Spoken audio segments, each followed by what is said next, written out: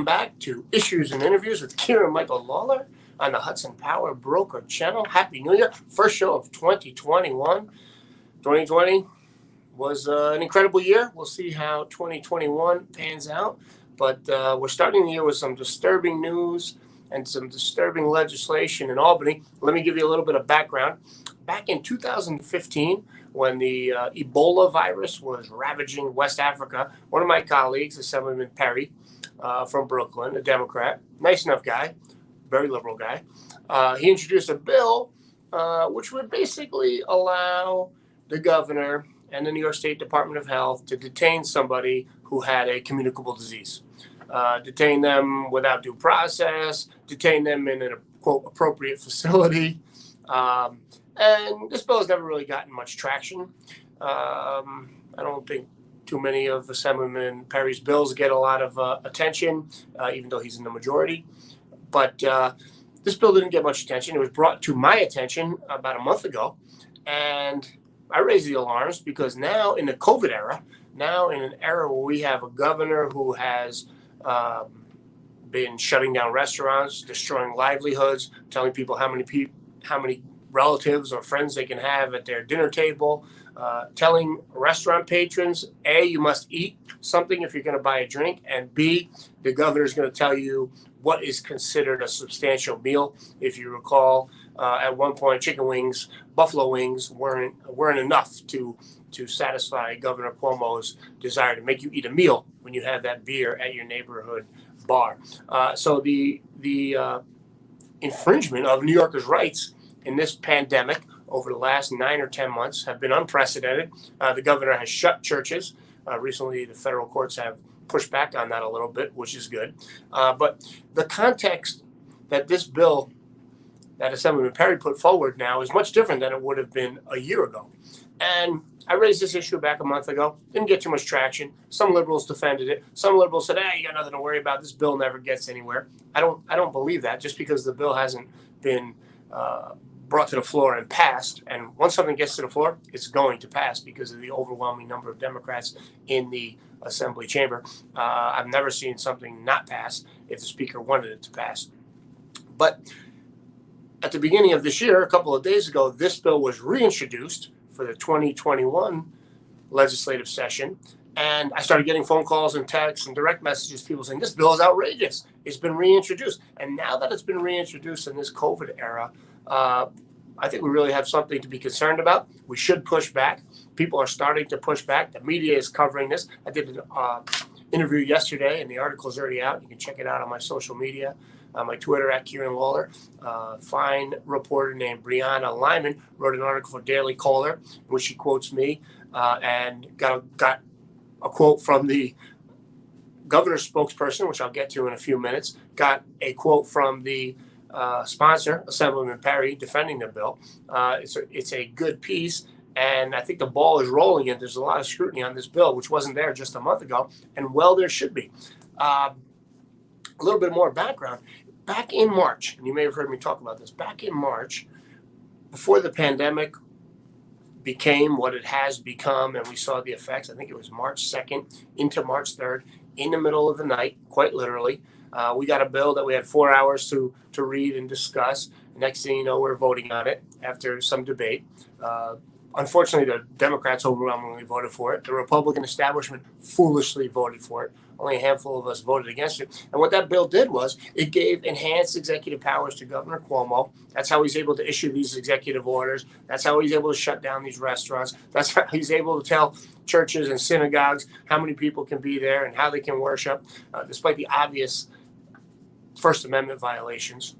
And that's how that came to be. That passed in the middle of the night as a surprise. And at the time, we were debating against giving Cuomo these enhanced powers.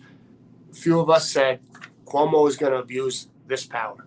The governor is going to abuse this power. And now we know that he has. And I've given you a bunch of serious examples. I mean, we've seen in this restaurant shutdown situation where restaurant owners are getting arrested. Their lawyers are getting arrested. There was a state senator, Senator Lanza out in Staten Island. He was representing one of these restaurant owners. He got arrested for, trying to represent a client and a constituent and try to save somebody's livelihood and save the jobs of all the people that work there. actual arrests. So that's the context that this is coming. Governor Cuomo's pandemic powers could be taken away at any point by the legislature, but so far we haven't decided to do that, and they expire in April. So, you have to ask yourself if this is the next thing once Governor Cuomo's pandemic powers come to be. Now, what's really important to note is the legislature is very different than it was 2 years ago. In 2018, Republicans had a majority in the Senate. There was some level of checks and balances, even though I was often disgusted with the weak-kneed Senate Republicans. There was a significant degree of checks and balances. And after the 2018 election, starting in 2019, supermajority of Democrats in the Assembly, as there has been for many years, and the Senate had a majority, not a supermajority. Fast forward to the present, the Senate Democrats won a supermajority in November. They just took over a supermajority, hard left supermajority. They can pass anything they want. Not only can they pass anything they want, let's say in theory Governor Cuomo vetoes this bill. This can be overridden by the Democrat supermajorities in both houses. So people say, oh, this never passed before. Well, you don't know how Albany works if you say that. Bills sit around on the shelf. Sometimes good bills sit around until the right deal is struck, and you get a late night omnibus bill or a late night budget bill where something is tucked in there at the last minute, and then a day later, a week later, months later, people say, oh my goodness, look what happened here. This terrible thing was put in the middle of the night. Nobody even knew about it. The press had gone home. Nobody was watching the legislative session on TV and the debate. And now this horrible piece of legislation is wreaking havoc. Great example of that is the inclusion in the budget in 2019 of so-called bail reform and criminal justice reform. That came in the budget, tucked in the budget, middle of the night. There was some pushback on the floor, but it didn't get much public attention. So we need to push back on this Gulag Bill. I'm calling it. That's exactly what it is. If Governor Cuomo, and here's what the bill says exactly, if the governor can come and scoop you up after, quote, he declares a state of emergency due to an epidemic of any communicable disease, then the state can take steps to detain any individual sick or suspected of being sick. You don't even have to be sick. You're suspected of being sick. You don't get due process rights. And upon determining by clear and convincing evidence that the health of others is or may be endangered by a case, contact, or carrier, then the governor, after consulting with the health commissioner, may order the removal and or detention of such a person or a group of such persons by issuing a single order identifying such persons either by name or by a reasonably specific description of the individuals or group being detained. That's what the law says. That's what the law says. You think about it. Al-Qaeda terrorists who are not Americans, who are found fighting against U.S. forces or our allies on foreign battlefields, get better due process rights than this bill offers New Yorkers. I don't think there's any doubt about it. The terrorists at Guantanamo Bay got better due process rights than New Yorkers would get under this piece of legislation. So this is a major concern. I called on the governor yesterday to denounce the bill. That would put everyone's mind at ease, and that would show where he stands. Pretty much a no-brainer, right? The governor should denounce a bill that is brazenly unconstitutional. He doesn't respond to me, of course, but his spokesperson did respond to a reporter, Brianna Lyman, who'd be great reporting on this. He responded in an incredibly disrespectful and an incredibly non-serious way. Ms. Lyman, the reporter, asked via email the governor's spokesperson, Richard Aperdazzi. She said, Assemblyman Lalor is calling on the governor to denounce this bill. And here's his response. First of all, the subject line was, "Your crazy email." And his response is this: "We didn't even know about this bill, which has no sponsor in the Senate until today. It apparently never left the first step of the committee process, and everyone's crazy uncle needs to close parlor," which he spelled wrong, "and take a walk or something. We have real things to do." Well, I think we have real things to do. I think defending the constitutional rights of New Yorkers is a real thing to do. And in that statement, the governor's spokesperson said, "We didn't even know about this bill." Well, guess what? Now you know about it. Now you know about it. What's your position on it? Are you comfortable with that? I mean, the Governor Cuomo was the Attorney General. Okay, he's a lawyer. He was the top law enforcement official in the state. He could weigh in. You better believe if there was a brazenly unconstitutional Republican-sponsored bill, every Republican would be asked to weigh in on it. Whenever some nut Republican in some other state does something or says something crazy, Republicans all over the country are asked to respond to it, even though they have no relation to it. Well, he's the governor. He'd be the beneficiary of this legislation. He already has enhanced pandemic powers. I think it's reasonable to ask for him to weigh in, and that's exactly what I've done. The Governor Cuomo should take a position against it. The Speaker of the Assembly, Carl Hastie, should speak out against it, denounce it. The leader of the Senate, Senator Andrew Stewart Cousins, should call on this bill and denounce this bill and tell the people of New York they would never pass. She would never pass, allow to pass in her legislature, encourage her members to pass this bill. And Assemblyman Perry should withdraw the bill. I think that's very reasonable. Now, are we getting in on this early? I don't know. This could come to the floor tomorrow. I don't think it will, or the first day of session in 2 days.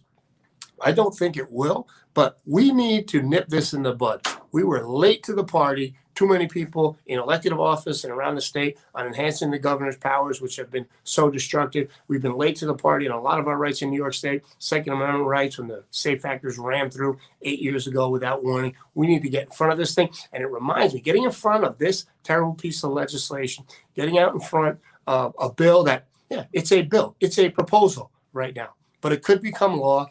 The sponsors party, the Democrat Party, controls overwhelmingly both houses of the legislature. They can do it with their supermajorities without even the governor's signature over a governor's veto. So we need to speak out now so this never becomes law, and tell the powers that be, legislation that infringes on our rights will never be acceptable to us. And people say, well, it's clearly unconstitutional. The courts will sort it out. Yeah, maybe they will. After how many New Yorkers have been detained? In 2 or 3 years, the federal court system might vindicate the Constitution, but the abuses will have taken place, and it will be too late then.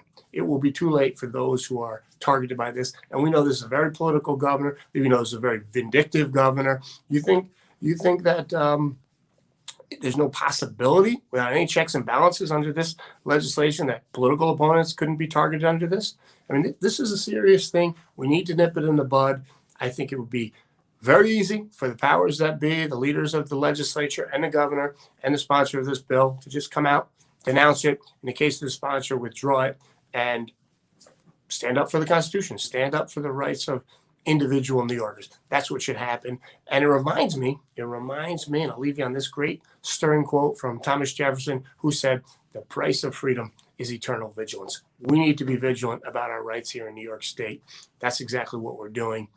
Keep up the fight. Put pressure on Governor Cuomo. Put pressure on your local assembly members and state senators to say, hey, what's your position on this Perry bill? Are you against it? Absolutely no reason they shouldn't come out and say, I'm against it. Okay, I understand he hasn't gotten co-sponsors on it yet, but legislation passes with the votes of people who are not co-sponsors all the time. That happens all the time. Co-sponsorship really has nothing to do with it. That's really for show.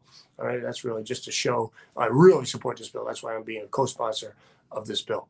But people vote on bills in favor of bills when they're not a co-sponsor. It happens every day, every piece of legislation. So put pressure on them, and especially on the governor, especially on the speaker, especially on the Senate majority leader. Keep fighting, New Yorkers.